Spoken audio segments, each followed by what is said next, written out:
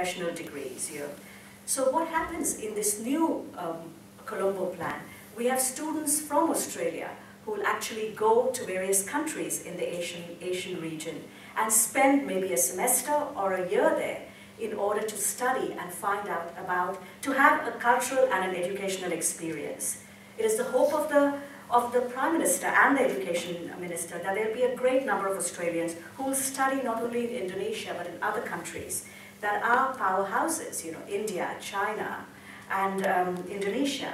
And at the same time, Australia also has currently the highest concentration of scholars who specialize in Indonesia. So Australians who specialize in Indonesian studies, and they specialize in various disciplines: education, law, engineering, agriculture, music, photography, etc. And the other thing that Australians have a connection with Indonesia, and you'll agree with this, is tourism. Every year, nearly 1 million Australians, 900,000 Australians, visit Indonesia as part of visiting as a tourist. Indonesia has a young, growing population, and it has a vibrant economy.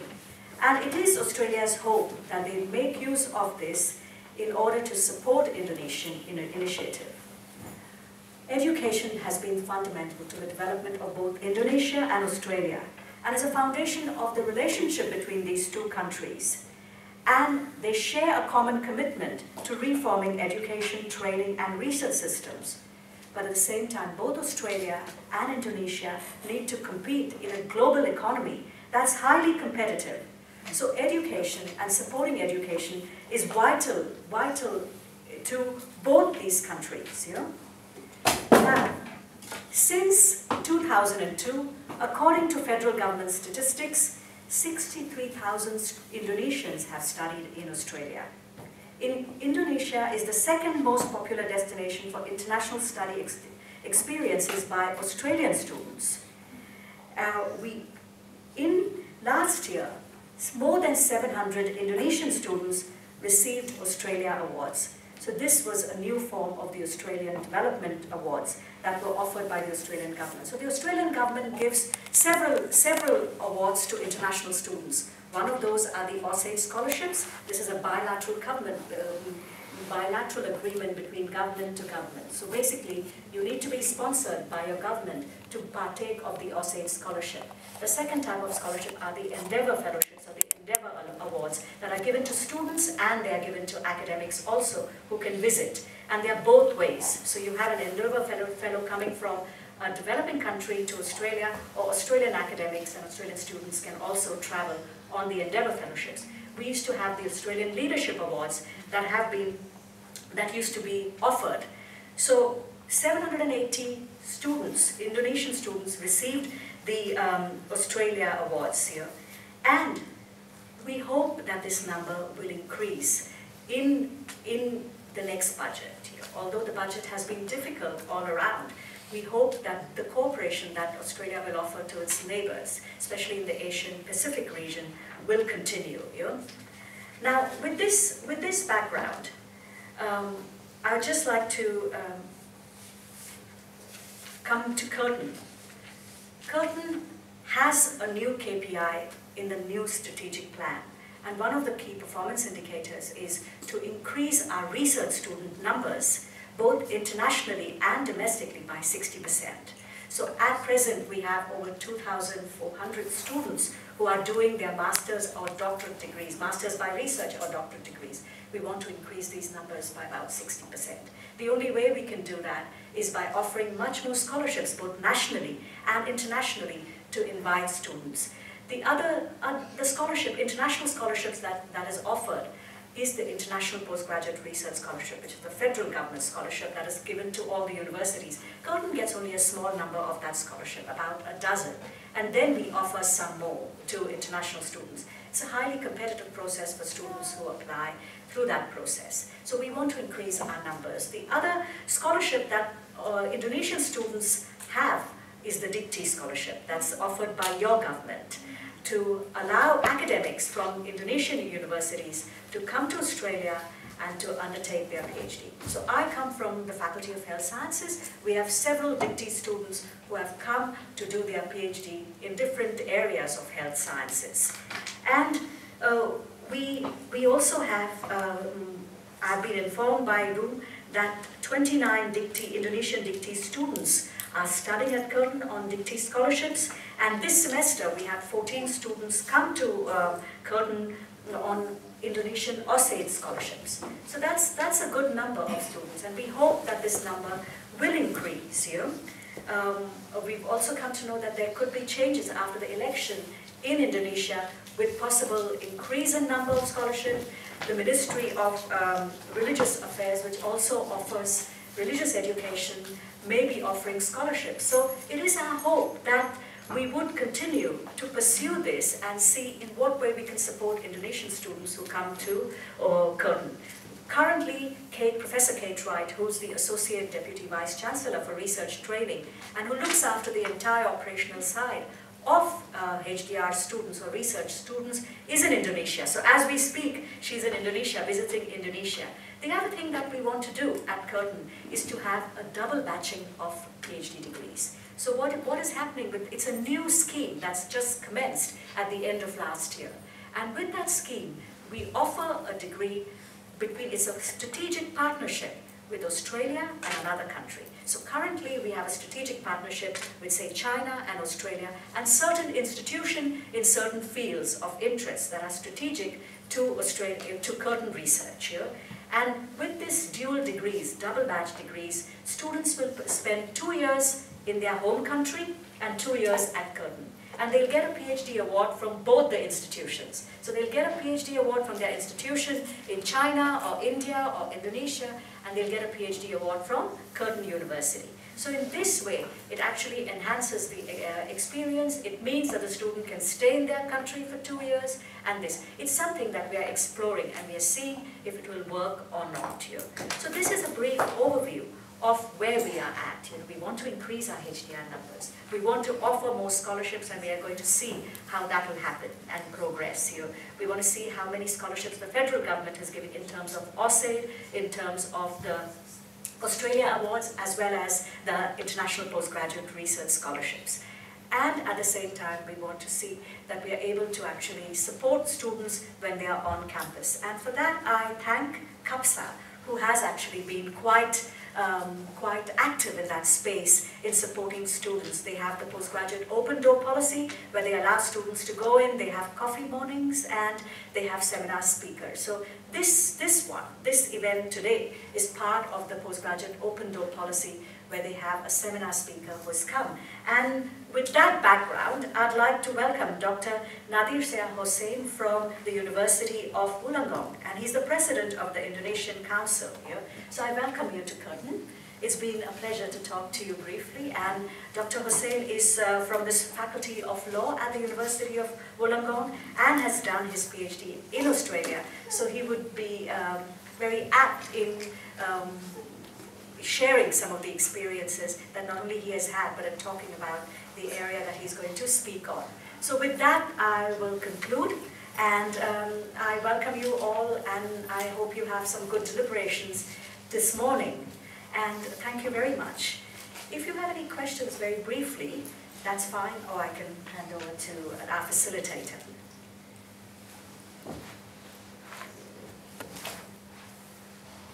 Good. Thank you very much. Thank you for Jaya Earnest welcoming speech, which has gave some new ideas that what I can get from this welcoming speech is that Curtin at the moment is in the act of doing or conducting partnership between Australia and overseas government to do double batch degrees, in the hope that this seminar is helped to bring some refreshment and enlightenment for further research interest in Australian universities. Well, next I would like to welcome Farve, the coordinator of POTS, Postgraduate Open Door Society, to say a welcome speech.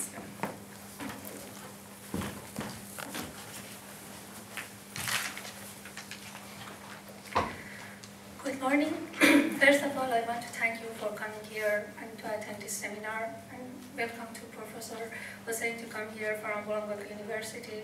And I hope all the students here can find the opportunity to talk with him and share their question with him. First of all, I want to talk about POTS, or Open Door, Postgraduate Open Door Society. It's a university-wide network of postgraduate students who come together every 3 weeks. We have seminars to share their knowledge and increase their contribution to research culture, Curtin's research culture. POTS has 2 different goals. The first one is for students who attend the seminars. First of all, the students who attend the seminars find the opportunity to talk about their topics and their research, and they can receive feedbacks from the audience in the seminars. It's just not about the specific topic of their seminars, it's also about their doing research, good research. They learn about different research methodology, they learn about different attitudes toward a specific research question. Another benefit for the students is they learn how to present a good seminar and presentations, because some of the students, for example, want to go overseas or attend the formal seminars. POTS provide them with the opportunity to practice the real seminars without any specific stress, so it's another benefit for students. But for Curtin and for the university, actually POTS support the Curtin research culture. Students, when attend these seminars, they get some feedbacks and new ideas. So maybe these seminars help them to continue their research in different aspects. Another benefit for university is that it's university-wide network. So students from different disciplinaries attend in these seminars. For example, I'm from CBS Business School, and I'm looking in a specific topic from a business mindset. But maybe some students from the other schools attend the seminars and help me because their viewpoint is totally different, their background is different. So it's help students with share research with a multidisciplinary point of views. So it's another benefit for university. Also, it encourages students to build a network and learn how to make connections with the different researchers from other disciplines. Because university is not just about doing research. University is about building knowledge. So researchers must talk together and not just sitting behind their desk and doing a specific research and focus on a specific field. So POTS help them to just every 3 weeks they come in a room and talk and share their feelings about their research, and maybe they can make a very good friendships, find a good friends in that seminar. So I hope students, when they receive any emails from CUPSA or POTS, invitation emails to attend the POTS seminars, I hope they increase their participation and open the emails and join the seminars. Thank you. Thank you. Well, we come to our seminar. First of all, I would like to invite our speaker in our today's seminar, Nadirsyah, Hosen, PhD. As there are a number of pages about his profile, I would like to highlight in the things that I'm very impressed. He has done 2 times of PhD. The first time, okay. Yes, he completed his first PhD of law at the University of Wollongong and a second PhD Islamic law at the National University of Singapore. He then worked for 2 years as a postdoctoral research fellow at PC, Earnest Schools of Law, University of Queensland, where he taught comparative anti-terrorism and policy for LLM program. You'll explain what's LLM. Well, his career. Nadir is internationally known as for his expertise on Sharia and Indonesian law. He has been invited and funded as a speaker for seminars or public lectures in Australia and University of Melbourne, Griffith University and University of Western Australia. And he is the author of Human Rights, Politics, Corruption in Indonesia. Well, for the rest of the pages, we can see in his seminar.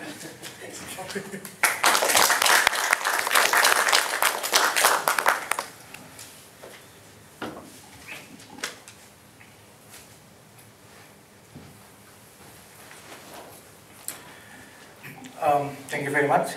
Well, I must stand up earlier, so I have to stop her talking about my CV. So,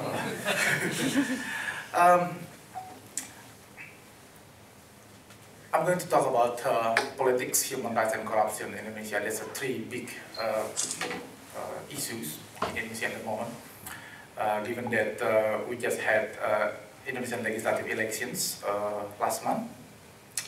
Then we will have Indonesian presidential elections next month. So we have two different elections. Then I'm going to highlight what happened in Indonesian right now about politics, human rights, and corruption. And I said to Pak Rum this morning that I don't want to give up any predictions about what happened after Indonesian presidential elections, because I'm an academic, I'm not a fortune teller, so, but we can have discussions about that if you wish.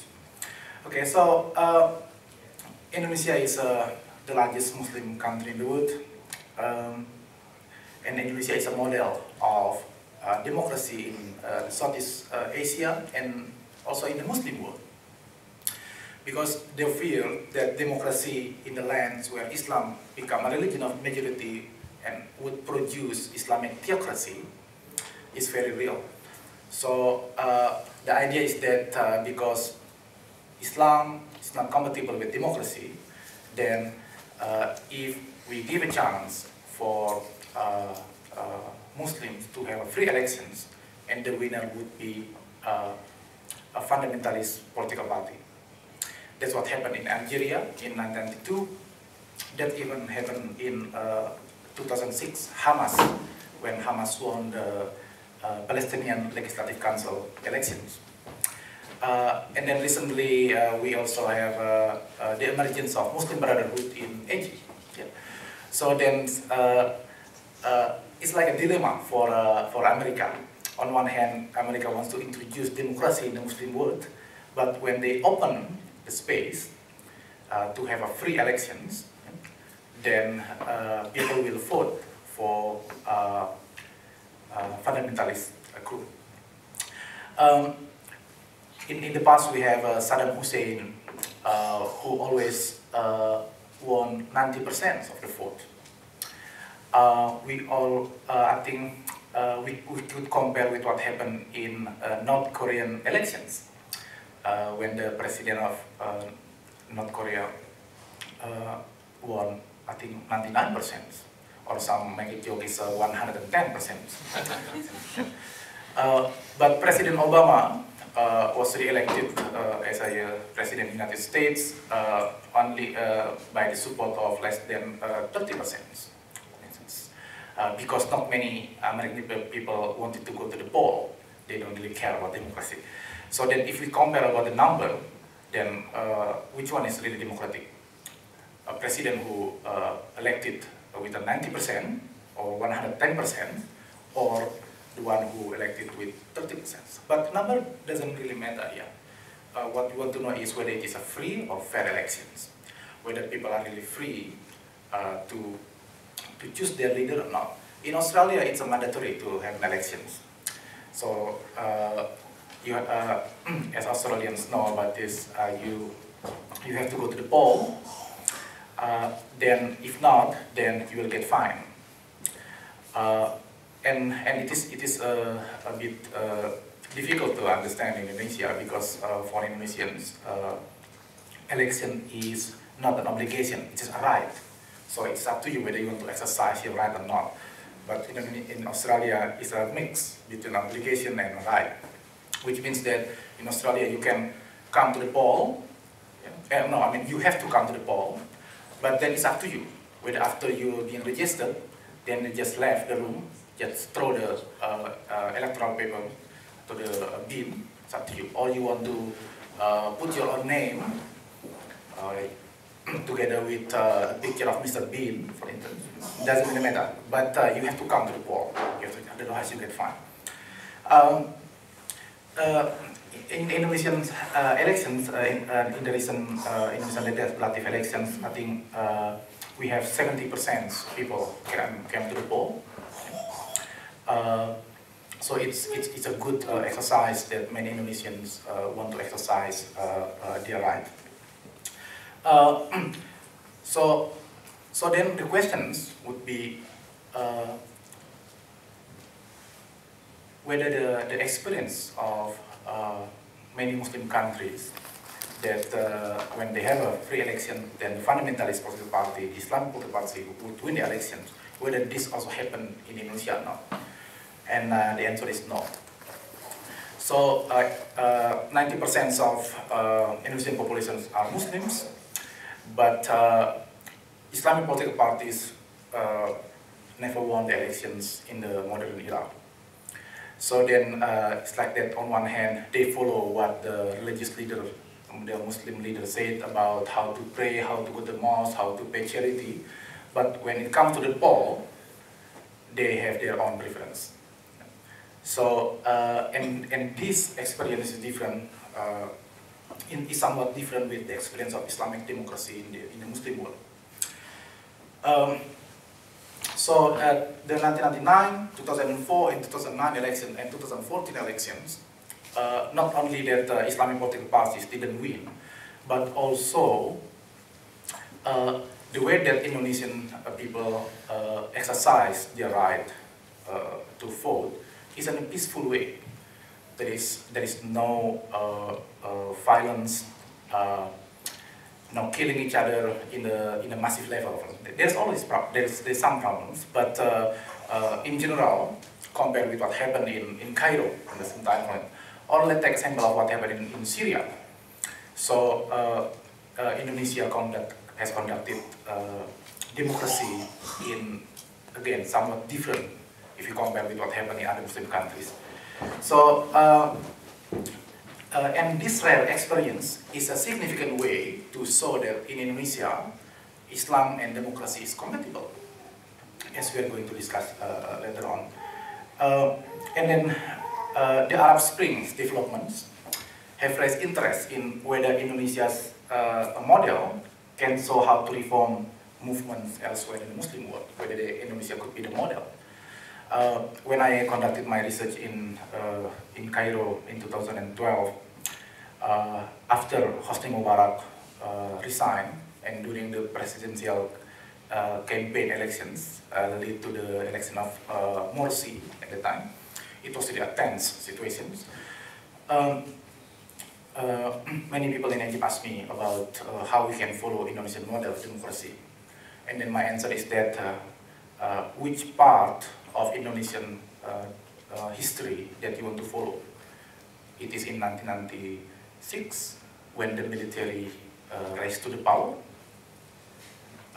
or in 1999 or 1998 when the military returned to Barak. Because the military in Egypt is really, really important one. My friends Marcus Misner, who conducted research on Indonesian military on Indonesian military, then he extended his research to Egypt, Cairo. Then one of his outcome of his research is that he thought that Indonesian military under Suharto era was really powerful, but compared with Egyptian military post nothing. So then the challenge for Egypt, if they want to follow Indonesian model, is that whether the military is prepared to return to Barak, not to go to the pole. But yesterday, General Assisi was elected, was appointed, I think, as the new president of Egypt, and he's the one who toppled the elected president Morsi. So military still play a part.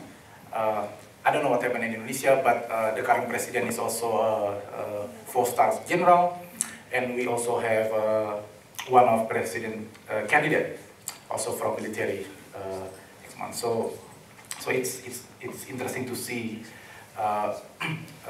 whether Indonesia will become a model or not, or maybe Indonesia would follow Egyptian model to follow the general. I don't know. We'll see.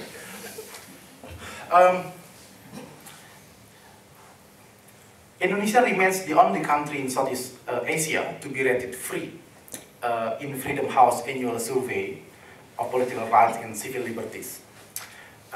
In the wider context of the Muslim world, I think this free status in the Freedom Annual Survey means that Indonesia has a press freedom.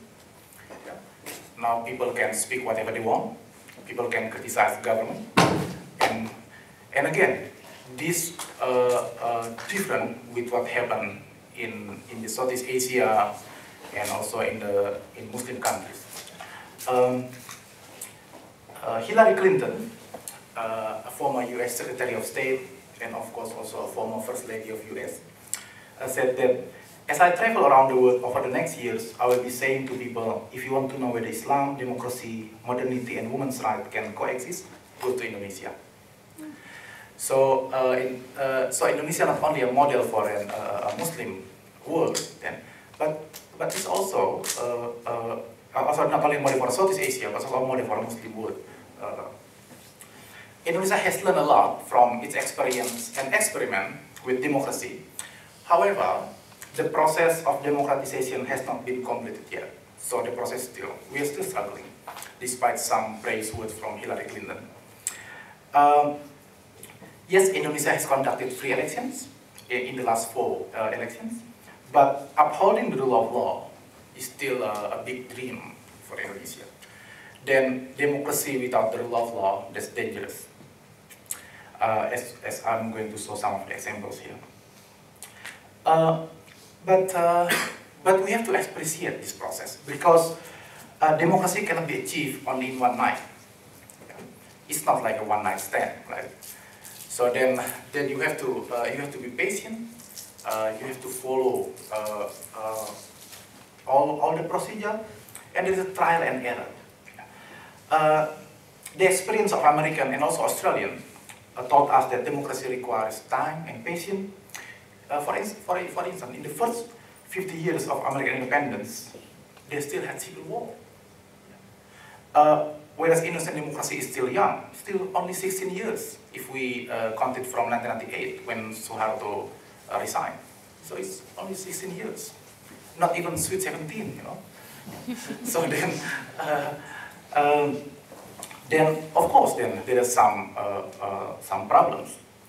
And then the idea is that in the reform era is how we have to be different with Suharto government, because Suharto ran the country for 32 years. So then all the idea is because Suharto was corrupt, then reform or democracy means that we have to combat corruption. So Suharto government was really a bad example, and we want to learn from that. But in order to learn from that, we have to be patient. We have to follow all the procedure, and it's painful, time-consuming, and it's costly. So democracy in Indonesia now is really expensive. Let me give you an example about how many political parties were allowed to compete in the elections during Suharto era. We know there's only 3 political parties. Yeah. Because okay. I give him time. So, Soeharto government only allowed, don't forget to upload on Facebook, yeah? So Soeharto only allowed for 3 political parties. They said that, well, we don't need to have many political parties, yeah? Only 3. Then when Soeharto resigned, the first thing that Habibie government to do is to remove such limitations. Yeah. Now people are free to establish new political parties. Yeah? And as a result, we have 49 political parties competed in 1999 general election. So basically a big jump from 3 political parties to 49. Suddenly people said that now we're free, we can form political parties.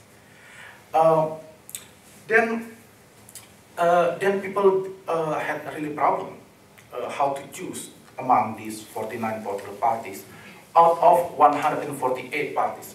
So 148 parties in 1999 registered as a new political parties.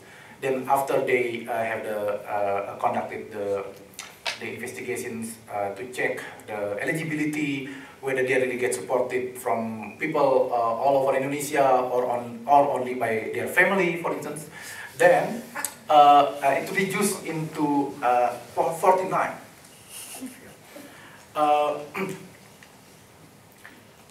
Then in 2004, we had 24 political parties. Yeah. The reduction was due to more strict criteria outlined in a new law issued after 1999 elections. Because with 49 political parties in the parliament, it's difficult then to really have a solid program. Then the government at the time said that, well, we should introduce a new law. Then they think how to reduce this number. So then they issue a new law after 1999 elections that in order to contest elections, parties needed to establish organizations in 2/3 of the provinces instead of only 1/3. So now they put a more strict criteria here. And then the electoral threshold required of parties in the 2004 elections in order to be eligible to contest in 2009 was raised to 3% of seats. Then, in 2009 elections, we still have 38 political parties. Instead of we having an effort to reduce the numbers. Why? Because Indonesian politicians are really smart. They just changed the name of the political parties who could not meet the requirement. They said that, well, this is electoral threshold, so like Partai Keadilan, they changed it into Partai Keadilan Sejahtera. Partai Bulan Bintang, they changed it into Partai Bintang Bulan. Yeah. So, because of that, then they said, well, consider us as a new political party. We haven't competed in the last election, so we are not part of that requirement to have the 2/3 and then also 3% of seats in the national parliament. So Indonesian politicians are smart and creative. Then as a result, in 2009 election we have 38 parties. The number of eligible parties increased, but the number of parties that can sit in the parliament was reduced because we have a new laws again try to reduce this one that stipulates that a political party must win more than 2.5% of the total votes to receive seats in the House. And then out of 38 parties contested in 2009 election, we only have 11. We only have I think 9 parties. So then in 2014 elections, we have 12 political parties. Because then KPU, what's KPU? Indonesia National Election Commission, eliminate any party that has failed to obtain a 3.5% share of the national vote. So then in the recent election, we only have 10 parties that met the requirement. The two other parties, Bintang Bulan or Bulan Bintang, I'm not sure now what's the name. And then PKPI, yeah? PKPI, because they have less than 3.5%. Yes, itu Yosua, ya, Bang Yos. Ya. Then now in the 2014 until 2019 Parliament, we will have only 10 parties. So as can be seen, there are 3 different levels here. First, anyone can form a political party because it's part of human rights. Yeah, we want to be different with Suharto. Okay. But second, in order to contest in the elections, such party needs to meet eligibility criteria. So the government said that we will not restrict you if you want to establish political parties. You can, no problem. But in order to compete, then you need to meet the criteria. Okay? So that's how they try to reduce it. Then, a third level, if such party cannot get minimal numbers of votes, then it cannot have seats in parliament. So you can compete, no? But if the result says that you only have less than 3.5%, then you cannot have seats in the parliament. And of course, the downside is that there were more than 19 or 20 million votes were wasted.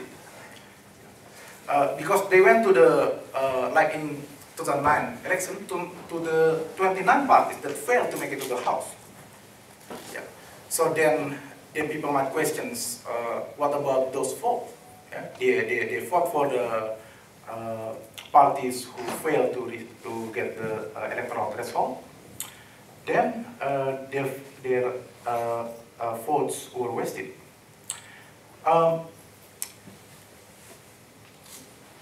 I just illustrated to you how we try to be democratic by trying to allowing people to exercise their political rights to form political parties.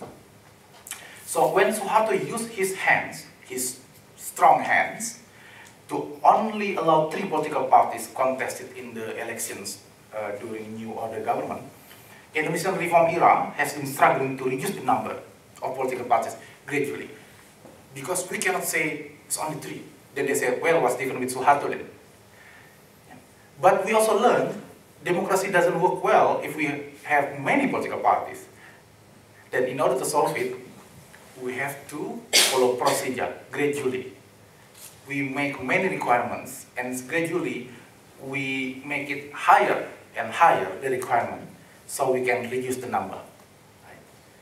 At the end, maybe in the next 10-15 years, we will have 3 political parties. Maybe. And then what Suharto said? See, you just follow me. But it takes more than 25 years for you to realize that I'm right. We should only have 3 political parties. But one thing is different is that that's a lesson that we have to learn.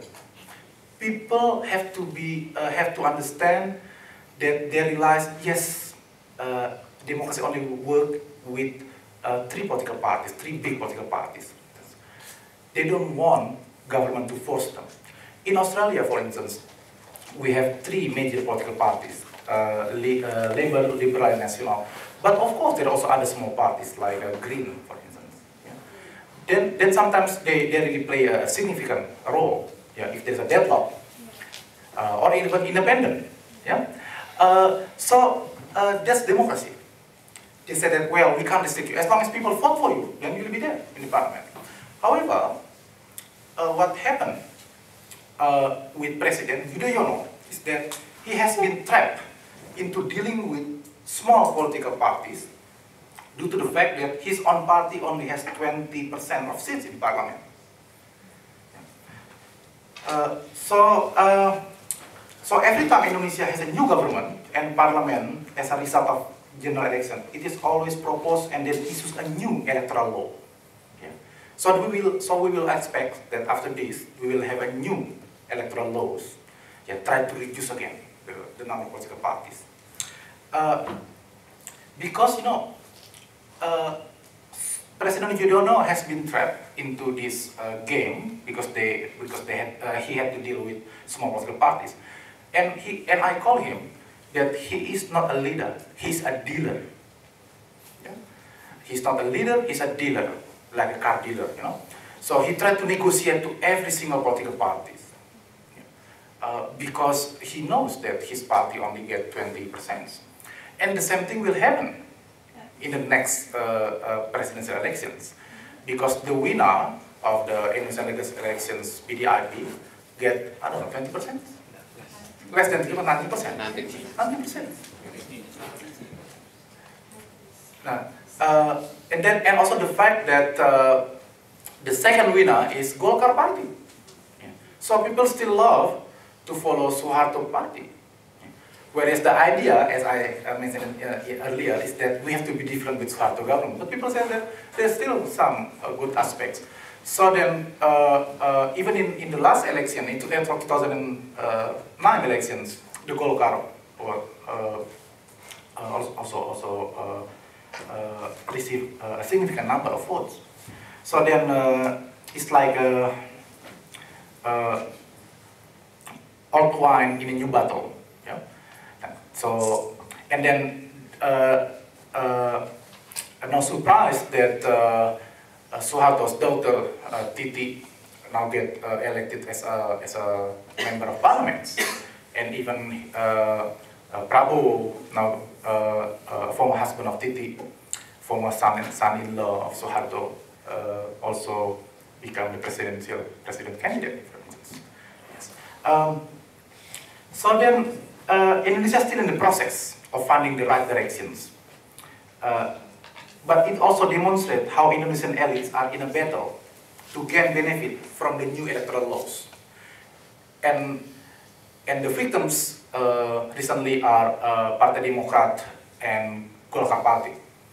Because of, during the debate in the parliament about the bill of electoral laws, they said that, well, in order to propose or to nominate for a president candidate, you should get a certain number of votes, not only 25%. So they even asked for 40%, because at the time they thought that they got enough vote. But now the result is that they could not nominate their own candidate. So they're the victim of their own laws. It is so Indonesia still try to find the right directions, but the fact that the key political and social actors are committed to solving their electoral disputes non-violently through the constitutional process is encouraging, because now they know that in order to solve the problem they need to go to the court. Yeah. So and that's really important in our democracy. Yeah. So there is no point for you to use mass demonstrations or use your power things. You have to go to the court. You have to fight in the court and bribe Akil Mukhtar.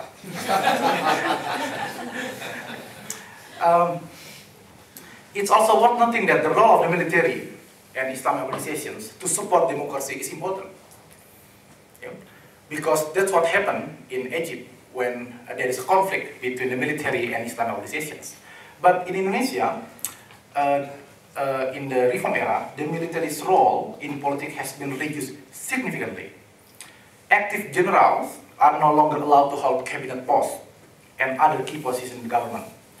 The drop in number of governors and mayors with a military background from 80% in Suharto era to less than 10% right now. Even many governor or mayor who have military background fail to win the elections in many things. So that's really considered encouraging for democracy. Because, you know, military was trained to shoot people, not to negotiate. So then, if we have a candidate from military, then I think our democracy is in question. The two most important religious organizations, Muhammadiyah and Nahdlatul Ulama, rejected the insertion of Sharia during the process amendment. So both Islamic organizations support democracy, and they participated in preserving and consolidating the democratization process. Again, this is also another positive aspect. Okay, do I still have time? You have a lot. Okay, now corruption. So I stopped talking about politics. Now corruption. corruption is still a big problem. So if we say that the measure to say that whether Indonesian democracy successful or not is only by looking at elections, it will be misleading. We said, well, you have free elections, then you have democracy. Not like that. Because corruption is still a big problem in Indonesia. And then we know that money talks. Yeah, the money politics play a role in the elections. And there's a joke of Gus Dur about corruptions, comparison between corruptions in Soekarno era and Soeharto era and democracy and reform era. So according to Gus Dur in the Soekarno era, if people want to bribe, they just put it under the table because they still shame, you know, to bribe the officer. During the Soeharto era, they put it on the table. Yeah. But then in the reform era, even the table, they take it. So then it's still a massive. With under Soeharto era, the corruptions is mostly in Jakarta, in central government. But after we have the decentralization era, we give more freedom, more power to provincial governments. Then the corruptions also at the provincial level. Yeah. So so we already have two types of reform. Number one is we target it at presidential level because you don't like Soeharto. Then reform means Soeharto must go. Okay, so we tick the box. Okay. The second one is constitutional amendment because then that's really the main part if you want to set up the new rules, yeah, for the new government. That's also happened in Iraq, in Afghanistan, of course with the help of American government. Then in Egypt, they also want to have a new constitution. So they set up new rules. So we all had also had constitutional amendments, and we tick the box. But the last one, and this is still important, then we are still in the process and still struggling, which is the bureaucratic reform. So the president can change every 5 years. The minister can change, but the bureaucrat, the state officer, they are really part of the old regime, the recruitment. So all now who have a position of director general, for instance, or director, they really have a long career. And so the corruption is really systematic and systemic in the Indonesian department. So I think corruptions will be significantly reduced only if we could complete this bureaucratic reform. Now, the combat on corruption is sporadic, political driven, and conducted in a selective fashion, tebang pilih. And then it's like that, yes, we have an anti-corruption commission, KPK, but KPK only deal with 1 billion rupiah corruption. So less than 1 billion, it should be DPP, Attorney General. So then I think most of the corruption level is less than 1 billion. Then we really need to reform DPP, the Department of Public Prosecutor, Kejaksaan Agung. We also need to reform the court. Many corrupt people who already charged in the first level of the court, then they appeal, and then the High Court uphold the decision of the state court, but at Supreme Court level they release it. Yeah. So then we also need to reform the court. Human rights. Human rights under Soeharto era was a conflict between state and people. Yeah. Because they don't like Suharto, yeah? So they always complain, protest, and Suharto send them to jail, yeah? Without due process. Okay. So that's, and then what happened in East Timor, what happened in Aceh, there's a conflict level between state and people. However, in the reform era, my observation is like that. My observation is that it is more a conflict between people to people. The failure of the state to protect minority groups is really a big problem. We have a problem with Christian group who want to build their church. We also have problem with Ahmadiyya, with Shia. Yeah? So it's like that Indonesian people and even Indonesian police, Indonesian military, and Indonesian government could not distinguish between the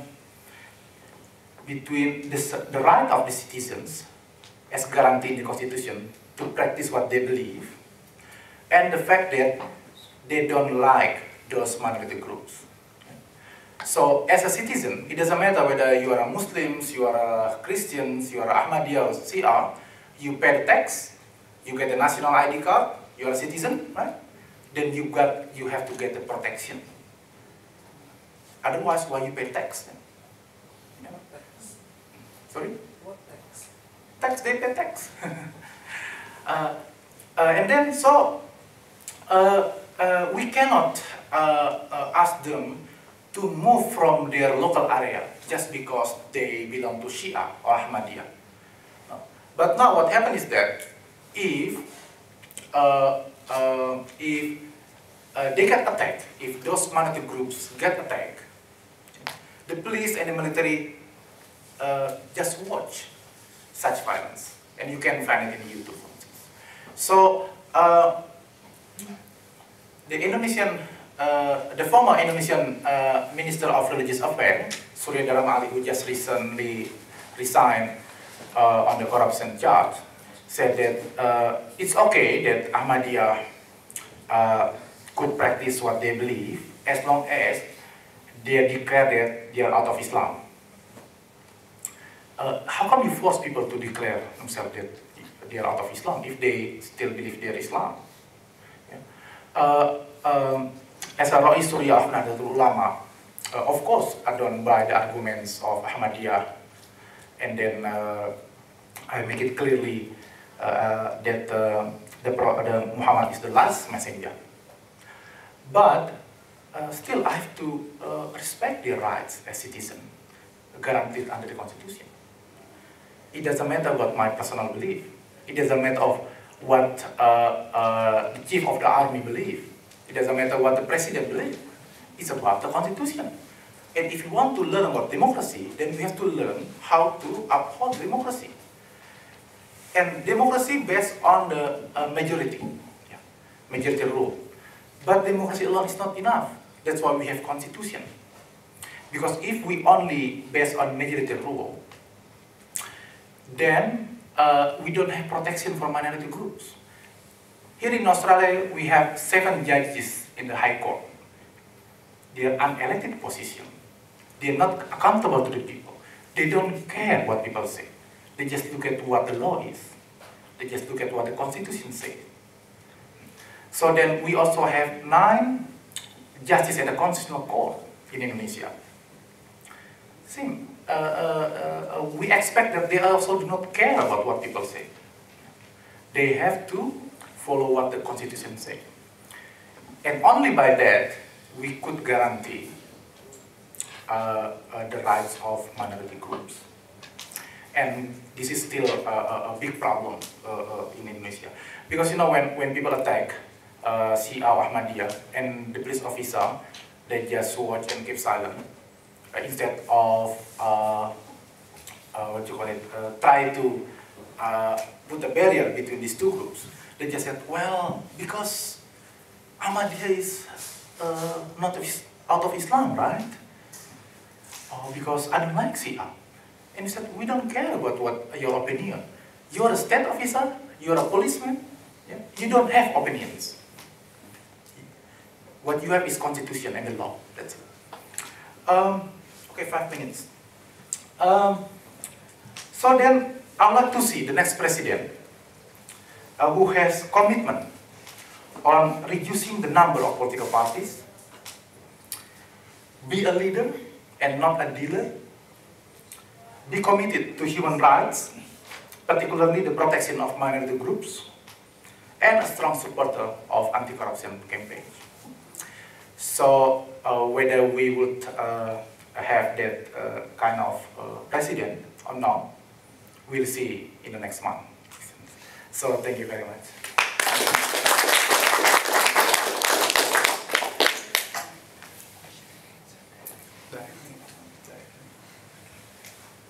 Well, thank you. What I can conclude is it is still a long way to go with Indonesian democracy. Suharto has to go, yes. New governance is still necessary to set, yes, in the process, and bureaucratic reform in many aspects is our responsibilities. Well, democracy process needs patience and time. Well, now, yes, okay. The question and answer sessions will be the first one session consists of 3 persons or 3 questions, and after that, Nadirsyah will answer. Okay. 1, 2, 3. Okay. Mention your name and then the question. Assalamualaikum warahmatullahi wabarakatuh. Good afternoon, and thanks for the presentations, Professor Nadir, right? No, Professor or... It's up to you. I mean, Professor or Gus Nadir. In order to make the discussions interesting, I think that I have to challenge some ideas there. Because at least I heard that at least 2 ideas, which is very interesting to find the best solution for us. Is first, if we look about the democracy itself, we agree that democracy for Indonesia at least bring Indonesia to a process of educating themselves to accept the difference between each other. And the point is that when we look what you say in the case of Egypt, for example, that we agree that democracy will talking about the fairness and that the people's vote should be appreciated. And why people in Egypt, I think, move from the old regimes to the new regimes because of they are disappointed with the Hosni Mubarak's corruptions or militaries. Then they go for another solutions. They go swing to other party, or let's say that's a Muslim Brotherhood or whatever is it. Because this is a popular votes, and the votes is in a free, fair elections that ever happened in Egypt. We, as a persons who commit for democracy, should not have inconsistent approach in that. We have to appreciate what the people want. If the people want to switch from this position to other positions, we have to appreciate that. And then we have to look the process. Maybe after the Morsi, for example, ruling the government, and then the government will fail, and then people will disappoint with them. In the next elections, they will move from what Morsi or the Muslim Brotherhood do. Because if we don't make clear this position, if we follow the United States bystander, what problem will happen is that we will allow any military actions to take part in insert to the democracy, and we will say, okay, because they are extreme. We cannot say a person extreme or not, because this is a democracy and the people should be appreciated. Because if we take the line of thinking, that kind of line of thinking to Indonesia, what will happen is, once the Indonesian parties, like say, for example, Partai, let's say Partai Christians, for example, will win, or Partai Muslim will win. And then we will allow, in terms of so-called extremists left, and we will allow the military to come inside of that. And this kind of line of thinking is dangerous if we don't revise that from now. The second that I need to challenge is about the corruption. The corruptions under Suharto, what I know is that it's massive. Even Sumitro, one of his Begawan, we say the prominent economist, because he is the independent one, he said in 1993 or 1996, I forgot, when I'm still a student at the time, he said that more than 30% of the national budget was corrupted. And the point is that at the times there's no freedoms of speech, no freedoms of the media, that brings the people don't know what happenings under the ground. So I'm afraid that the bias of the information of the corruptions running currently, the information through the media, make a bias that the corruption now is more than before. Just because of before we don't have enough information from the media, even the people, if you want to take it, they will cut off or die. The two most challenge. The third is about the point that we are maybe not focused on more on the how many or how much the people or the contestant of the democracy itself. Maybe the point is that we lost the sense of democracy, the substance of democracy. We go to the democracy as what we say as the democracy in the artificial democracy. That we do democracy, but we don't cut off a room for people doing the bribes. Or people or the candidate not fighting against each other, against the idea. People more against the issue of primordialisms, religions, or things like which is not important. And we also go to the conclusions of Orde Baru against Orde Lama. It's not valid anymore because what? If we say, for example, Prabowo's side is the Orde Baru, then we realize now that under Jokowi itself, the power of Orde Baru is there. As we saw, the Hendro Priyono, Luhut, and everything is also there. So that's not about the Orde Baru against the Reformer. This is against what the ideas between the two that we need to find out the best. Maybe that's just for the discussion to make it interesting. Thank you. Thank you. Good afternoon, everybody. I'm Anna. I just want to say thank you for Gus Nadir. You give me a make mind about democracy around the world. And as far as I know, that democracy is a process to get president at the end of the result of democracy. And the process is a vote. And as far as I know, the president around the world is come from two kinds. The first is military and the second is civil. So what's the advantages and disadvantages of two of them? Thank you very much. Good afternoon, my name is Diki. Today we will talk about the three main themes, democracy, human rights, and corruption. Democracy, people always ask about democracy, I'll ask another two. Human rights, it's a simple question. Why human rights translate as hak asasi manusia in Indonesia? It's two words become three words. People misleading as there is a hak asasi manusia and hak manusia. That's my first question. And second question, how about the pembuktian terbalik in court about the corruption? Because corruption happen when two people deal about something and they won't make it quiet. So it's hard to be to prove it. So what do you think about pembuktian terbalik in a court? Thank you.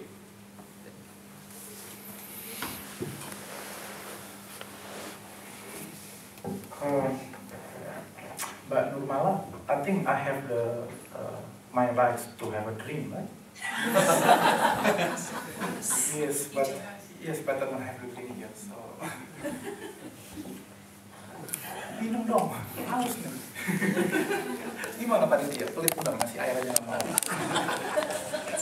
Padahal cuma minta air putih, belum air berwarna. Oke, Pak Yudi, for the first one, I don't see I don't get what your point. You said that you challenge my views. You don't challenge any my views about what happened in KG, because I do not make a judgment in any way about what happened with the Morsi military and thing. Yeah. So I think you really miss my point there. Because I just said that, well, to compare Indonesia with others. So it's nothing to do with that. Maybe because you are support of Morsi and then you get hot about that. But by listening to your argument, your long argument, I don't see any problem with that. Then oh, thank you. Berwarna. I do have my views, but then since we talk about Indonesia, not about Egypt, I don't think that I will respond to your observations on military and Morsi. The second one about corruption media report. Well, it's true that we have a press freedom right now, but does it mean that because of that the level of corruption between what happened in the past and right now is not a big difference? So I don't have the statistical number. Yeah. So instead of we make a debate whether it's true or not, I think we should ask Anti-Corruption Commission and look at the numbers. Or we go to the court, innocent court, and look at the numbers. But the point is not about whether corruptions in your other government is bigger than the current one or not. The point is not that. The point is that corruption is still a bigger problem in Indonesia. Then in order to have democracy and rule of law works, we need to combat this. And then, and the problem is, if we say that, let's say that you're right, that corruptions in your other government is not higher, the rate is not higher than what happened in the reform era. So what? Because we still have corruption, that's the point, right? So, and then with the third one, the ideas between the two, not all the new order government. Again, I don't see that you challenge any of my views there, because I just said that, well, why we have reform era is because we don't like Suharto. If we like Suharto, why then there is a mass student protest, student movement to ask him to resign? So that's the fact. I just stated the fact. So then I don't make an argument there. So basically I don't have any issue, any problem with your views there. So the second one is presidential candidate from civil or military background, disadvantages and advantages. So if the military was trained not to be a leader, but not to be the president. I mean, they had to be the leader in their military. So then the idea, one of the ideas of reform is that the military should return to barrack. They should not have any political activities. So why? Because if they don't have the experience in dealing with problems at society and government level, then when they get a chance to run the country, they will get a problem. So let's say about Prabowo. Let's be open-minded here, because this is one of the candidates. And I know many of you support Prabowo, for instance. Prabowo never, in his military career, Prabowo never become a pangdam. What do you call it in English? That's the territorial command. Yeah. Then, as a pangdam, any pangdam will become a muspida. What's it in English? That's oops. Okay, to those of you who don't know Indonesian language, just Google it, okay? Muspida. So then, then when the governor, the territorial commander, and what is the second one? The third one? in Muspida. That's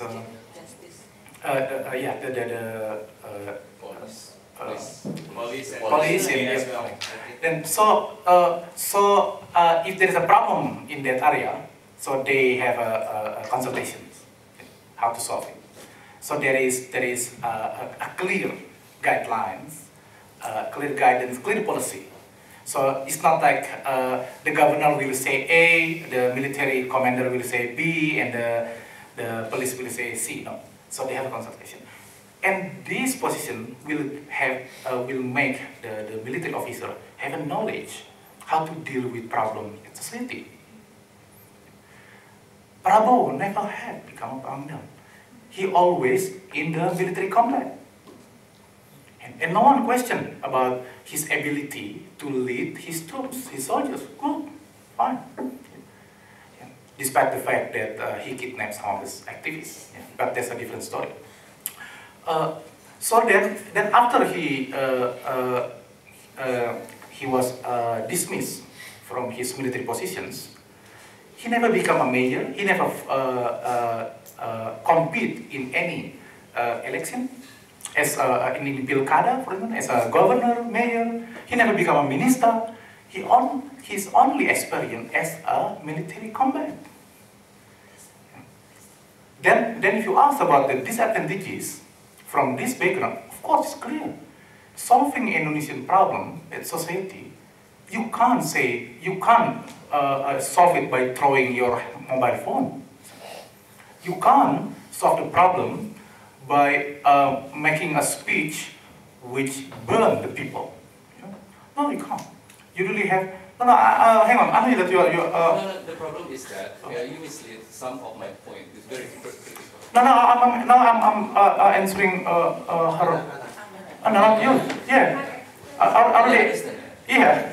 So. And even for Prabowo, for example, that he's from the military, but he also running a democratic party, which is the Gerindra. That is mean that he's also doing such like a. He's not the chairman of Gerindra, my friend. He's not the chairman of Gerindra. The chairman is Professor Suhadi. Yeah. So he's not running day to day. So this is different. So again, I don't have any problem if you want to support Prabowo. I just try to answer Bu Ana's question, disadvantages and advantages. So if you don't ask me that question, I will not talk about this, right? Okay.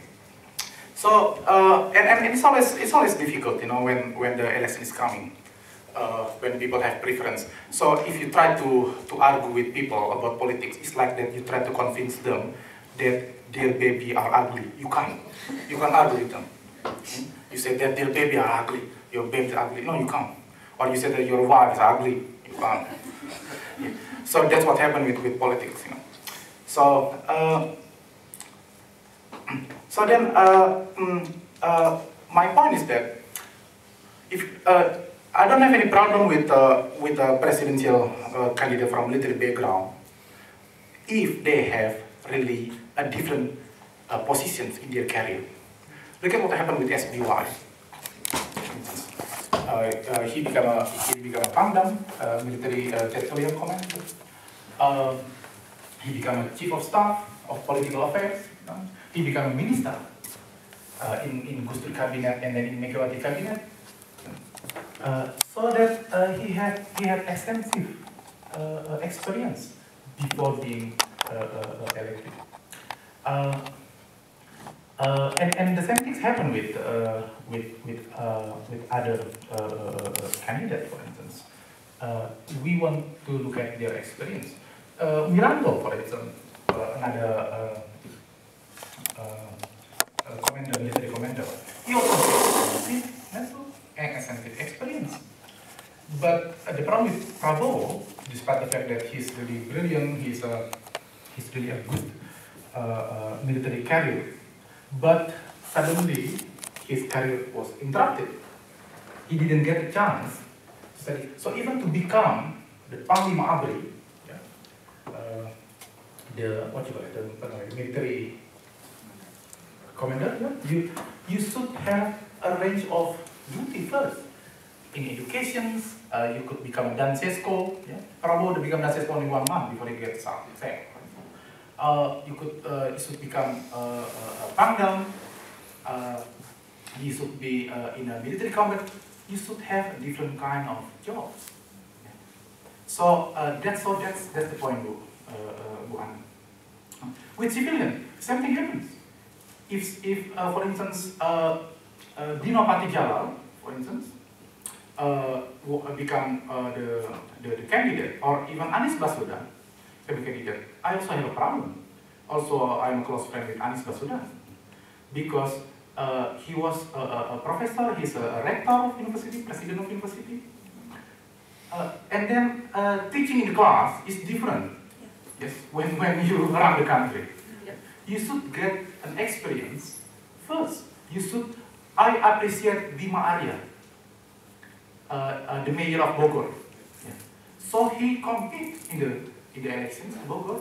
Now we'll see what happens, whether he could create Bogor a better place than maybe the next time. Or people like Nur Mahmud Ismail, yeah. From ministerial level, then he become mayor. Yeah. I appreciate. Ridwan Kamil or Ahmad Heriawan. Yeah. So those are people who get voted by people, and then who really saw the commitment, and then they can use their experience at the next level, at the top level. But that's not what happened with Anies, not Jokowi, what's the name?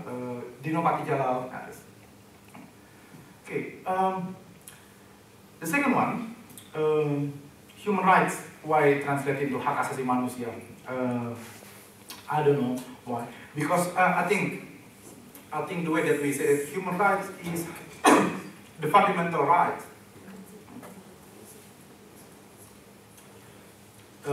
given by God. There's a big debate in the literature whether human rights are given by God or by the state. So, for instance, for instance, like this, how about the illegal immigrant, whether they still have the rights just because they break the rule to be here, or if he said yes, they still have the right because the rights given by God, not by the state, just because they're a human being. Yeah? Once they arrive in a land, then they have to be protected.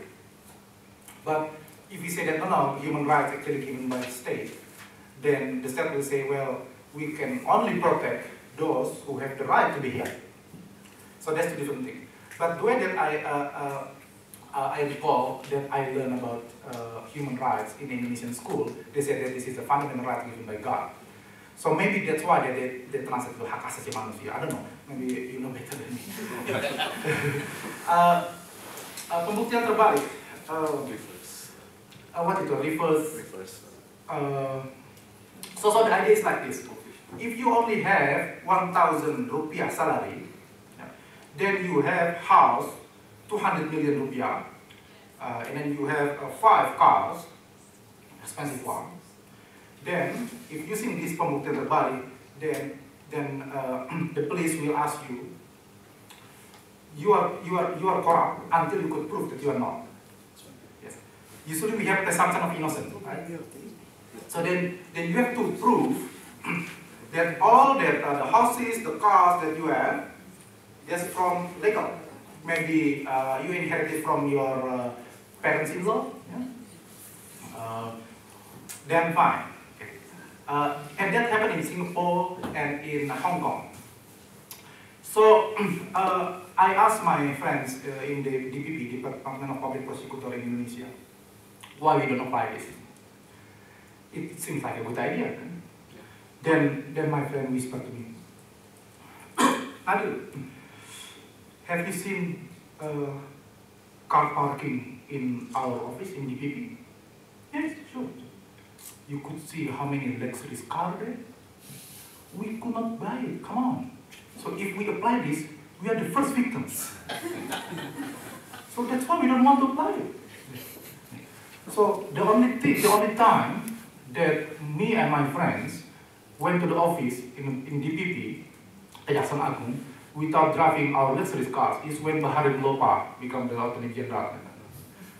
Thank God it's only short time. and after that now, I met 2 years ago during my visit, I also met one young and brilliant prosecutor. Then we had a meeting, we had a discussion. I was really impressed. The level of knowledge, of commitment. Then he told a joke. He said that in the 1980s, if people saw me drive a BMW, then people say, how come you drive BMW? But now in 2000, said that if I drive BMW, people say that why you don't drive Ferrari? Then I thought it's a joke. Then when after the discussion, then we went out from the cafe, and then he said to me, so Pak Nadir, which one did you park your car? I had my father's old car that I used.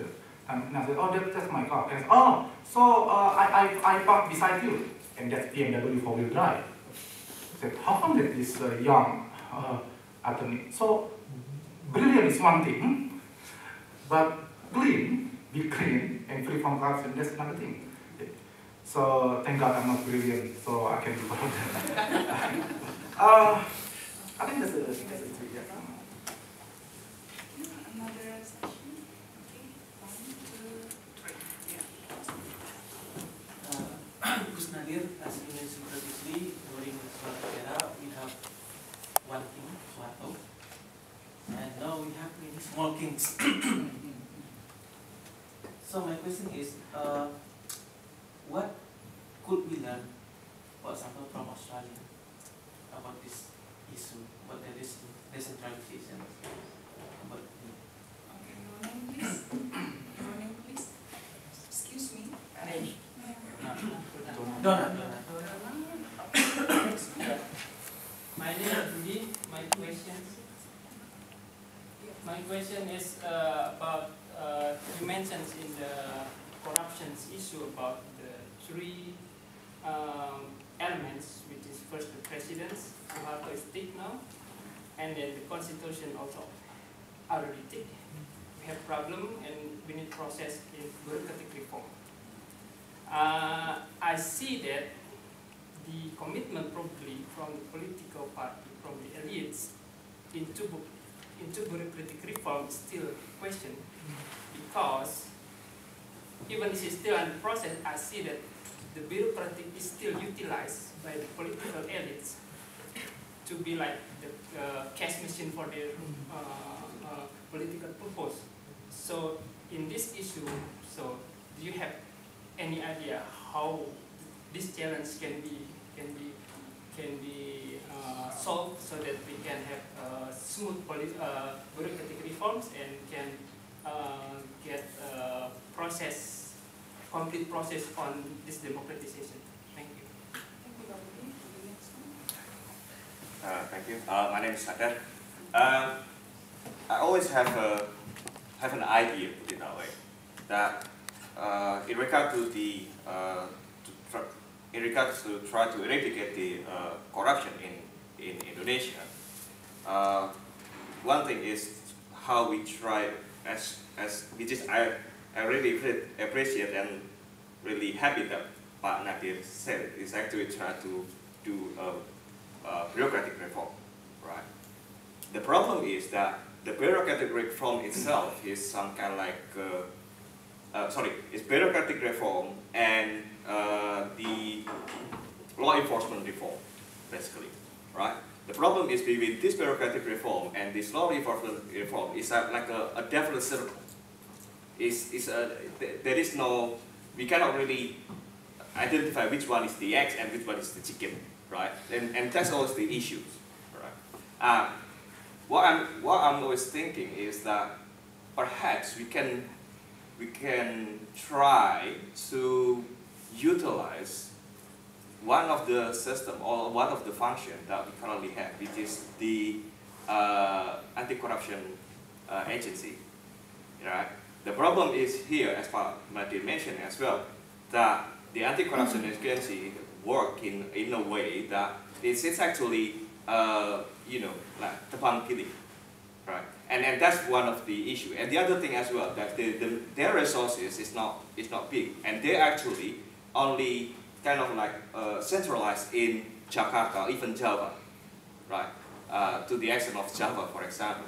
But the corruption itself, I believe, it's actually happened a lot bigger in outside of Java. So in Sumatra, Kalimantan, even Kalimantan, I mean, we're talking about massive mines in there, and then that's the issue. So I was always thinking that, can we actually use the KPK as a spearhead to reform KPK with its, let's say, quite good feel or good, good feel at this moment, to actually become the spearhead for us to actually try to as the main tool to try to eradicate this corruption. Yeah. Thank you.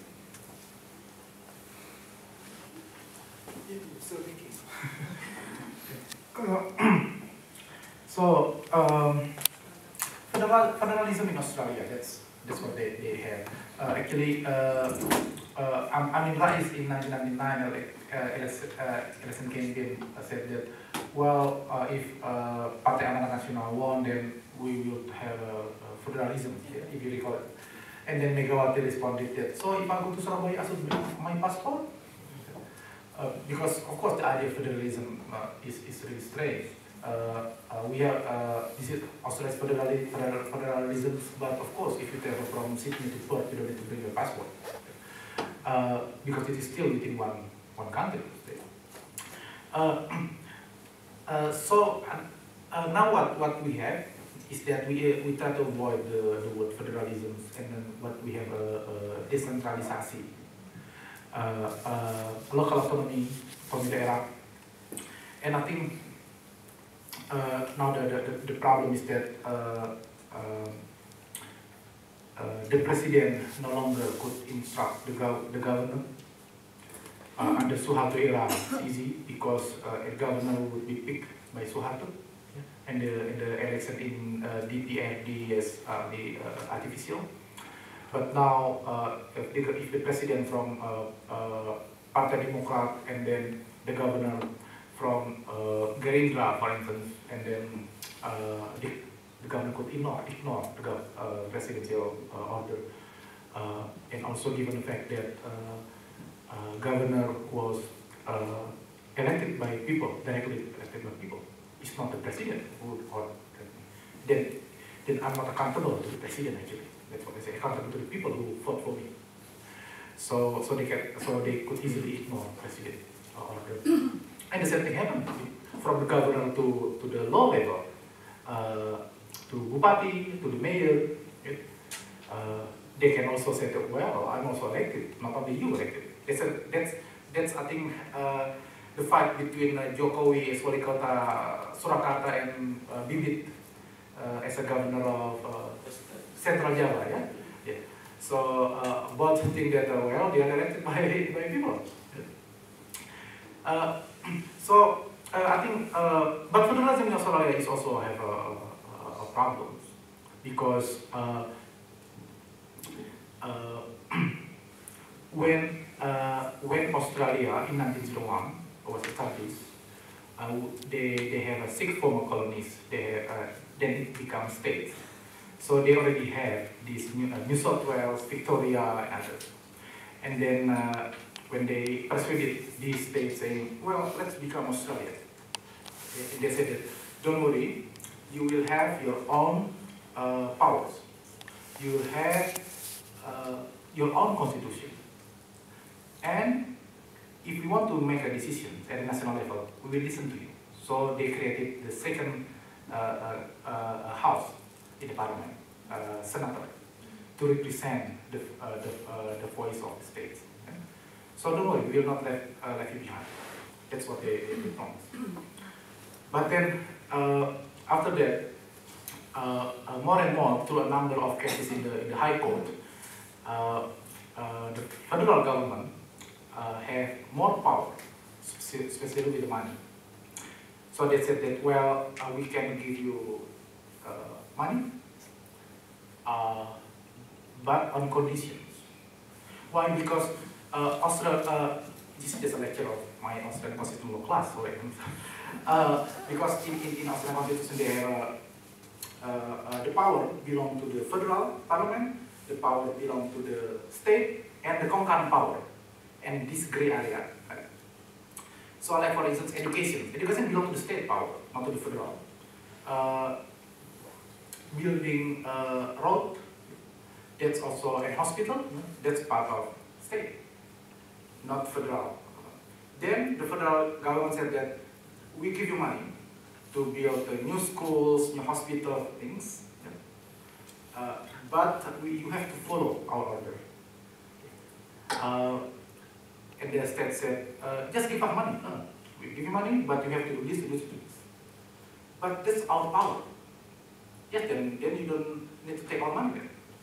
So that's more and more, there's also a problem between state and federal government. So that's why when Tony Abbott proposed the new budget and want to cut many budget to the state, all the premier state complain and want to have an emergency meeting with Tony Abbott. And Tony Abbott said, what emergency? You don't have to meet. So there's a tension between the states and the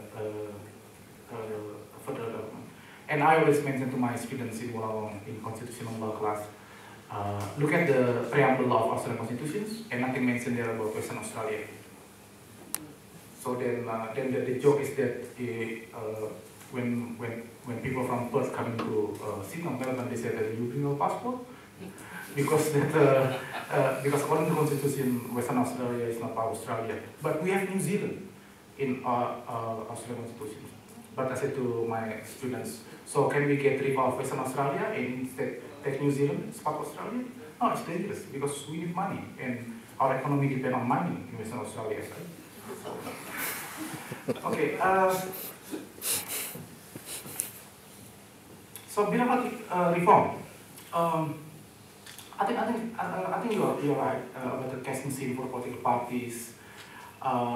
Then from a special staff, the minister from political parties will appoint some special staff khusus, yeah, from the political parties, and also they also try to influence the policy of the ministerial department.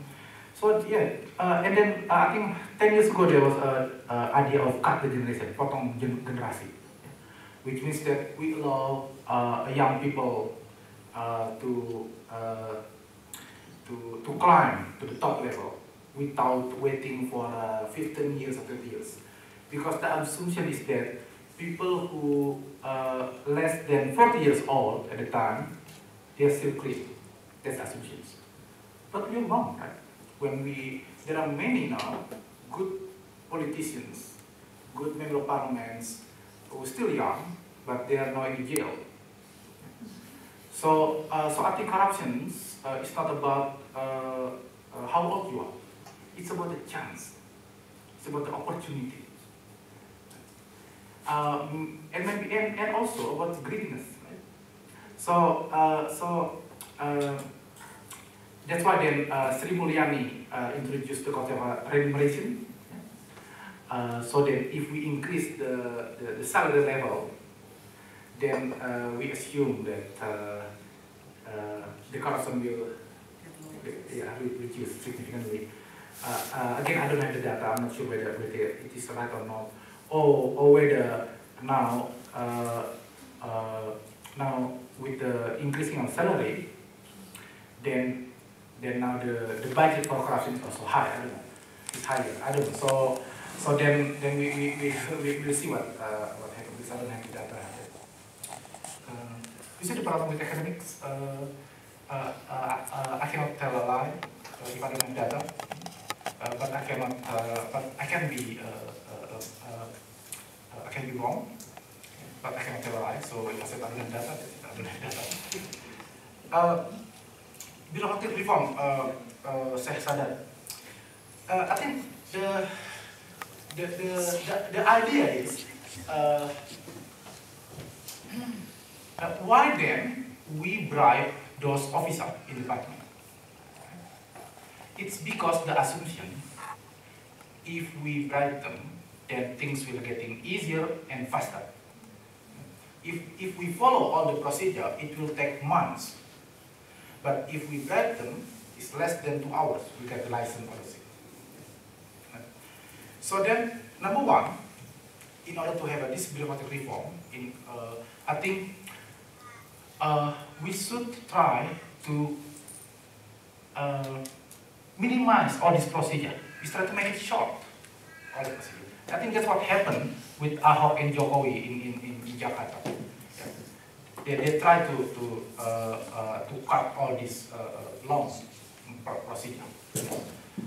So last times, if you want to apply for national ID, you could wait for 2 or 3 weeks. Now you could do it in 3 hours, less than 3 hours. Just wait and they can solve it. So that's how you try to. So you don't need to bribe, because then the license or all what you need, if you follow the procedure, you will get it. But so that's the challenge. That's what I mean by bureaucratic reform. We try not only about the potong generasi, the cut generation, but also the system. If you try to reform the system, then people will say, so what's the difference then, if you bribe or not bribe? See? But if we still have a long procedure, a lengthy procedure there, and then we still have some hooploads, which means that the rules is not clear, right? And for non-Indonesians, you could be surprised to find out all the stupid procedures. For instance, you have to fill in the form or using black pen, which is blue. They don't want it, and we said we don't have black pen. Don't worry, sir, we will help you.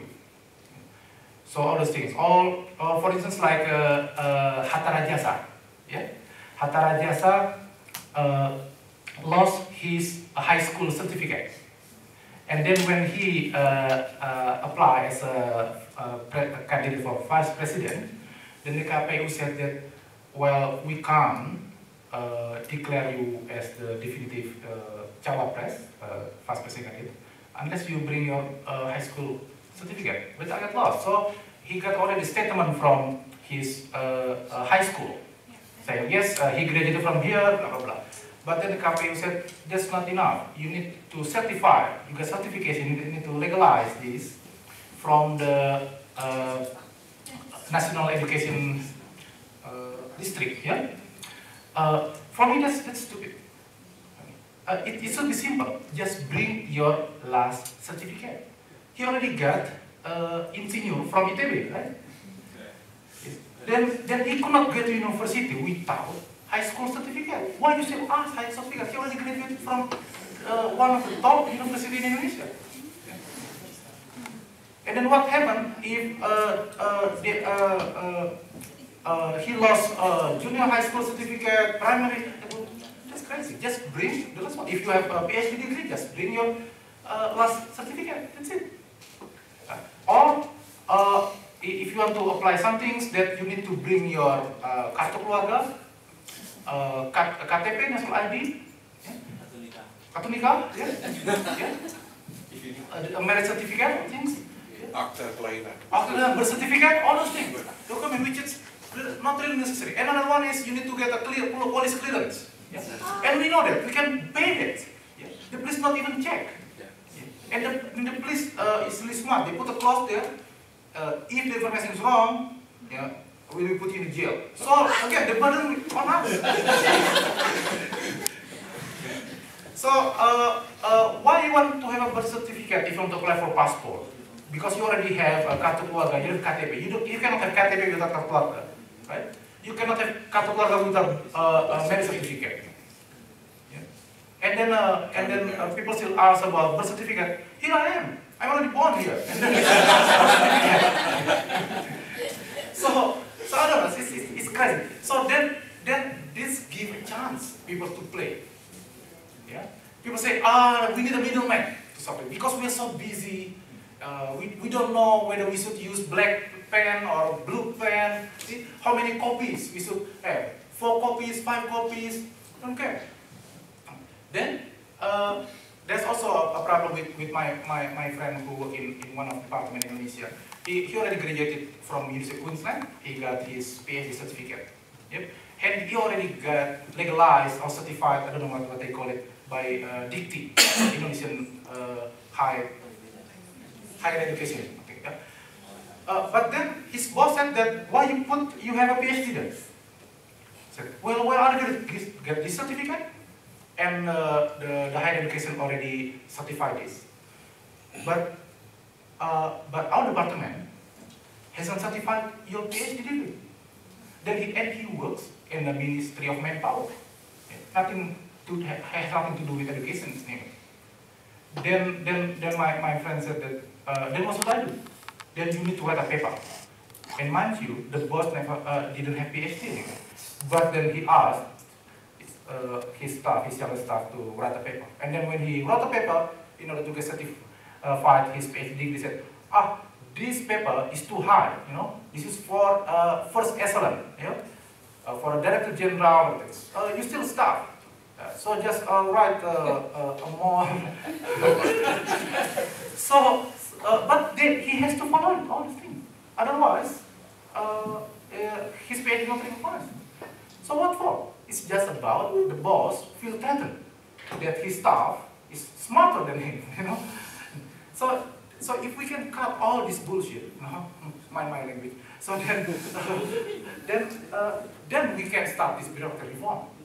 I don't care whether it's a model of KP, KPK, anti-corruption or not, but we know it. This is the problem, right?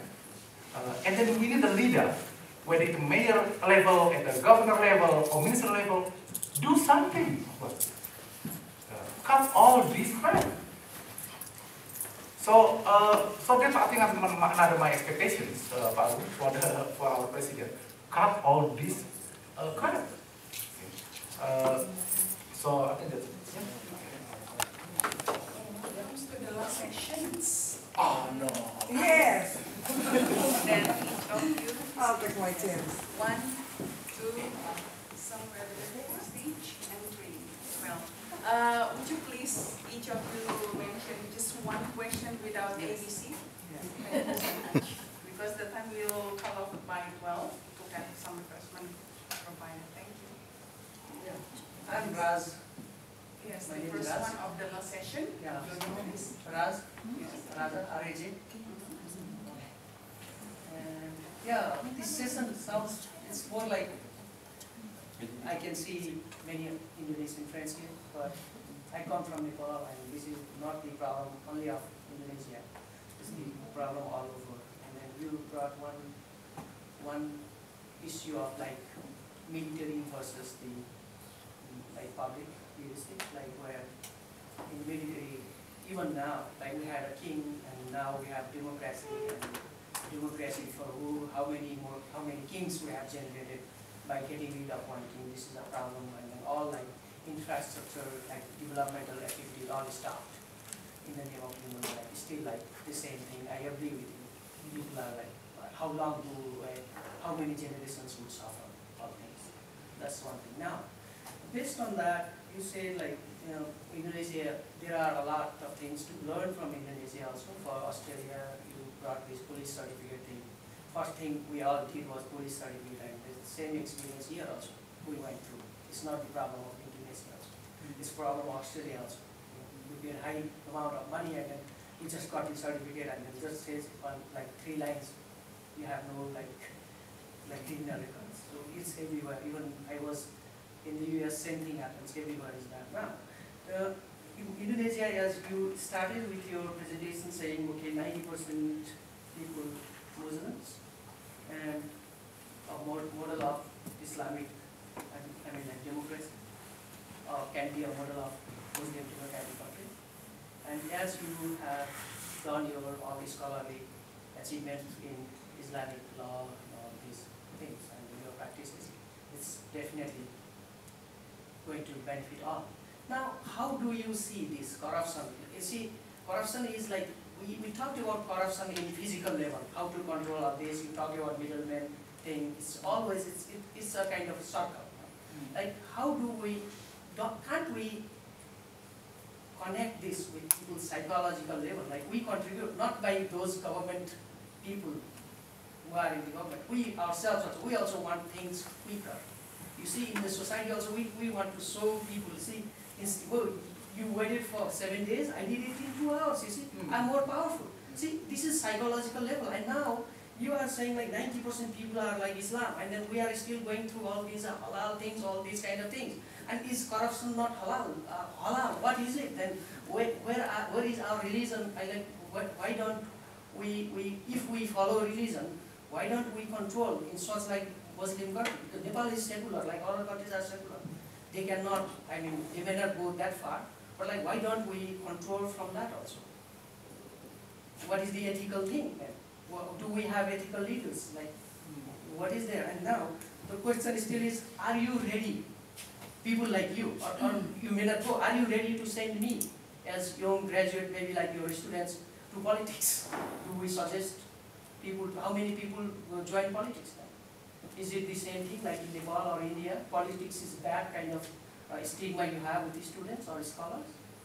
Or why don't we go and take charge of politics? Even Australia, like we are, it's very easy to go against the government, like criticize the government. Like, are we ready to serve in the government? From academy, where is it? Okay, the next one. Yes. Sorry. First, I would like to say congratulations to all Indonesians for the incoming election. I'm not no longer Indonesian by passport, but in my heart, I'm still very much Indonesian. So, we wish you all the best. Hopefully, you will find the best and amanah leader who will lead the Indonesian country and lead its own people to become a better nation and build a country for everybody. And even though I'm not Indonesian by passport, but I still feel responsible to what's happening in Indonesia, and I'll play a little part in my role, such as like now there are some confusing among the community, generasi bingung ya. There are some generasi bingung out there, which is that they want to exercise their right into this election, but they have no idea. Being golput meaning I don't go there, I'm golput, and I just go there, but I don't do anything with my card. And I play a little role by re-educating them by saying, golput doesn't mean, you just have to rusak aja kartunya. That is being golput. It's very simple education. But you have no idea how many people, they still have no idea about being golput. It's about, If all among us here, say 30 people, can just at least pass on that information to 5 people who have no understanding of that, I'm sure that will be how many, then we'll have the use their right in the proper manners.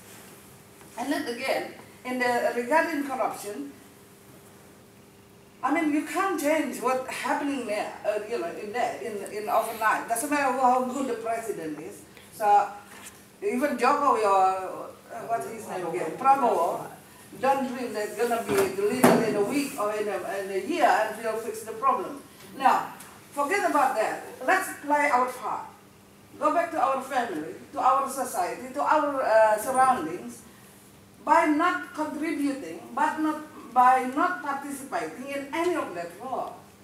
Okay? At least you practice what you believe in stopping corruption from a very, very basic level, from your own family. For example, with your children, do not educate them how to swap, do not do that if you don't do that. And that's already first level of, encouraging corruption in a very small amount.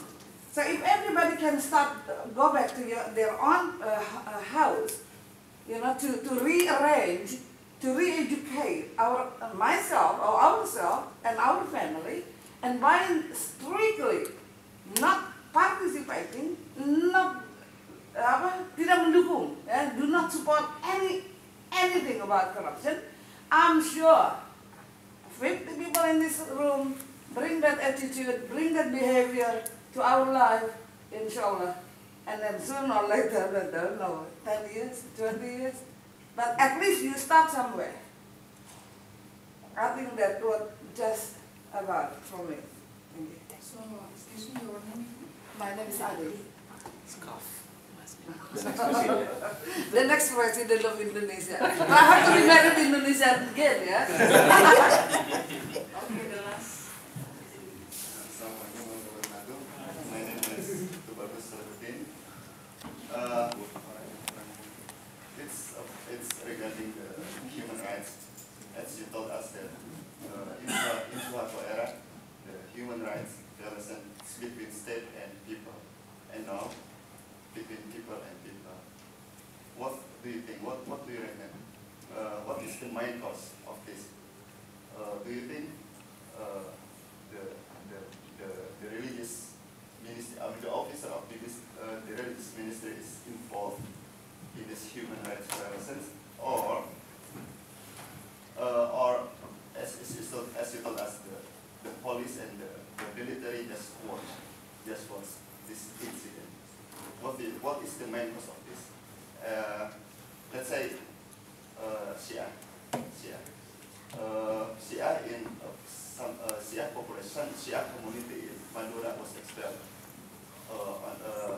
from the land in Madura, and now one of the leader of Shia,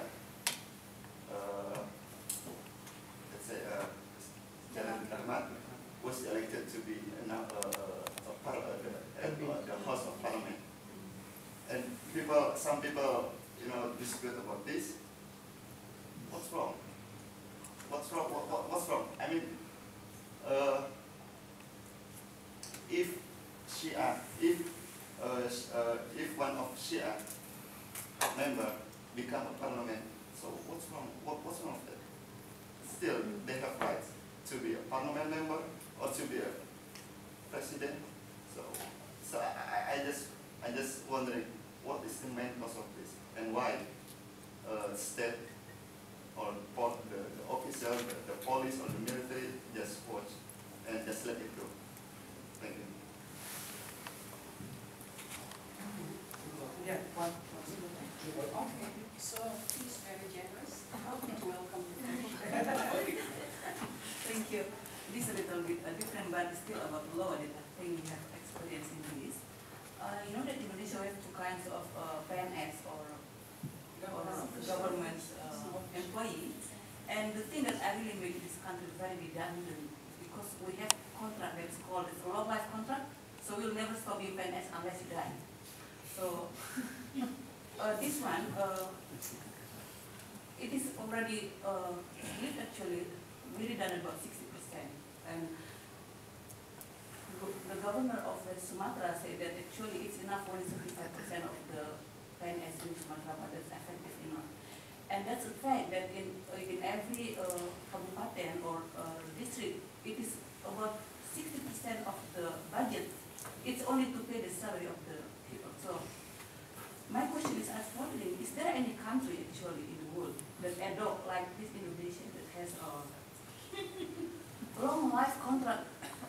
And then indeed now, a lot of old people in an office, if they're lecturer, maybe we can understand they can teach, but those who are in offices, and even they don't know how to touch computer, and they just come to the office and just sign and then stay there checking and then go on. And this happens every day. And last year, unfortunately, the span for PNS before it is retired 55 years and now become 58 years. So I find it's become maybe the country even more redundant. So just because you are abroad, I didn't know how actually the system of government in other Indonesia. And your name is?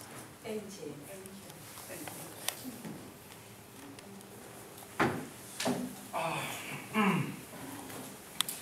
So the difference with it, yes, if American also have the requirement of police clearance, but they do have the data. They have checked. Even if my wife want to work dealing with children, they can also have police clearance. So then the police will check all the criminal record. They even here in Australia they even know whether you have a speeding ticket or not. Yeah. So they check everything. But because they have a database, yeah. But in Indonesia now. Okay. So it's a formal. You can, in order to get a police clearance letter, you should bribe the police. So the police said you are good people, but at the same time you just give the money. Yeah? So then in 1 hour, 2 hours, then get. And in order to get a police clearance, you get all the letter from apa RT, yeah? What you call it? It's I don't know how to compare with it. RT, RW, Camat, Lurah, Camat there, even Dandim, yeah? Then the police. So all those money on the table. Yeah. Okay.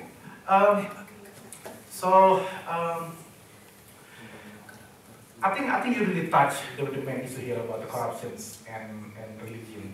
Yes.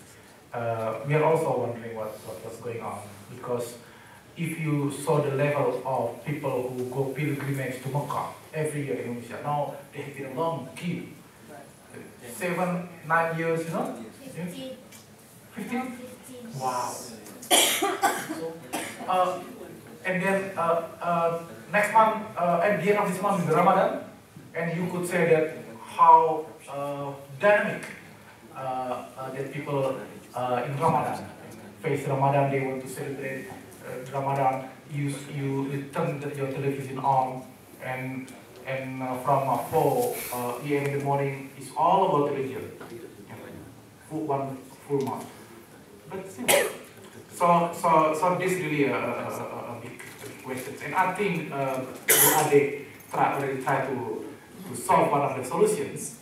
Is we start with family instead of talking about big things about the state and the government. We start with the family. We start with our friends, our own communities. Then maybe one day we hope that they can this one community, one family, and become bigger and bigger, and maybe one day Indonesia will be free from corruption. I don't know. Let's be optimistic.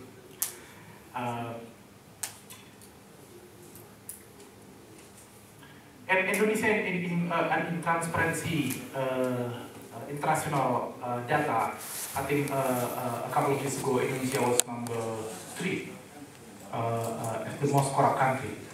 Number 1 is Bangladesh, and I said to my colleague in Wolong from Bangladesh, actually Indonesia number 1, but we brought the transparency. That's number 3. This is a joke. So then, and then my friend from Bangladesh said, okay, so maybe we try next time to follow your model. So yes, that's how we reduce the level of corruptions under international agency. Okay, politics is bad. Yeah, there's a stigma now. People said that, well, they don't like politics in a sense that they don't trust the parliament. Yeah. They don't trust the police. Yeah. They don't trust the government. I think, and this is the problem with the trust in Indonesia. Because of corruption level, because many people lying, easily lying, provide a fake document. Even in order to become a member of parliament, they produce a fake certificate. Yeah, they said that, well, the requirement is they should get a high school certificate at least. Then they produce a fake certificate. When the corruption commission, the election committee find out and double check with him, they said, this is a fake one or original one? And he said, well, when I bought it, they said it's an original one.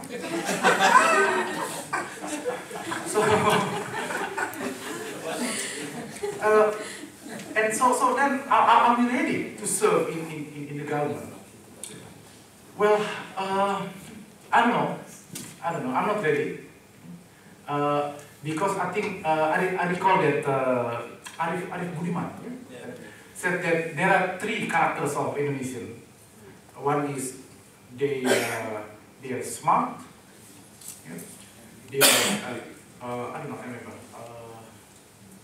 Smart, they work in government. Number 1 is they are honest. They're honest. But too bad, we can only have 2, not 3. So if you're smart and you work in government, you're not honest. If you're honest and you're in government, you're not smart. So they said that don't be 2, we can get only 2. So if you're smart and honest, you don't work in government. So I'm not sure whether it is still true or not. That's not. So Bu Ade, I think I agree with you. I don't have any comment. We were at the same boat. Human rights, people and people. Yes, I think that's the thing. If we allow this democratic procedure, that the people vote for a non-Muslim candidate, people vote for Shia or Ahmadiyya, non-mainstream groups, or even they vote for Christians, then that's democracy. And I think that's really the lesson for our Indonesian democracy. But of course that in practice and reality still issue problems. Black campaigns, questioning whether Jokowi is a Muslim or not, is it? And then Yusuf Kala has an idea. Let's have a competition of reciting Quran between Jokowi and Prabowo. Or for instance, Anies Mata, leader of PKS, said that, well, according to the Prophet Muhammad, we have to vote for a handsome leader. Or just non-substantial. Yeah. But it's true. Or Amin Rais said that not only handsome, but also rich. We have to vote. So there is really still democracy in Indonesia. Let me put it this way: democracy in Indonesia is still at procedural level. It's not about substantive level. Yeah. So if we have free election, fair election, fine. We don't really care what behind the scenes. Yeah. Whether yes, people are free to vote. Compared with Suharto era. But then what drives people to vote? Whether it is about the party, about the program, about the individual. So we're still far away from that. But the good news is, it's still happening in Australia. In my area, Ilawara, in Wollongong, in Ilawara, is a Labour Party. So there's a matter, the candidate of Labour Party, they always win in this area. Because there's a BHP. It's like Krakatau Steel in Wollongong area. So then, no matter how good the Liberal Party candidate, they always vote for the Liberal Party. They don't even know the candidate. So it also happened in Australia. I think the last one from Ibu, because I have to catch my flight back to Sydney after lunch. Permanent position for PNS, for government officer. If you ask me about comparison in other countries, I don't know. To be honest, this is not my research, so I don't know about that. But I read in Kompas newspaper several years ago that Johan Effendi, the former state secretary at the time, introduced the idea to cut the number of PNS. And then he mentioned this idea to Gus Dur, and Gus Dur agreed with that. But then he already make calculations that we can save the money or just like what he said. But then he realized it's not easy. It's not easy because then there will be some challenge to the court. because it means that you have to dismiss. Maybe half, you have to cut or half. And you can only do it gradually. For instance, you could make an evaluation. But then, because nepotism is still there, even the evaluations, and I think in Jakarta there's also another examples of how they try to auction the position of camat, yeah. But then that's one thing. But most of the incumbent camat get elected again, right? Then we also not sure whether this will bring more service to people or not, because if the system is still there.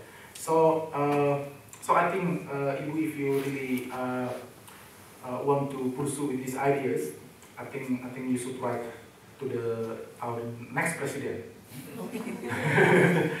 Okay, yeah. I think that's our discussion today. Thank you very much for all those great ideas, great comments, great questions, and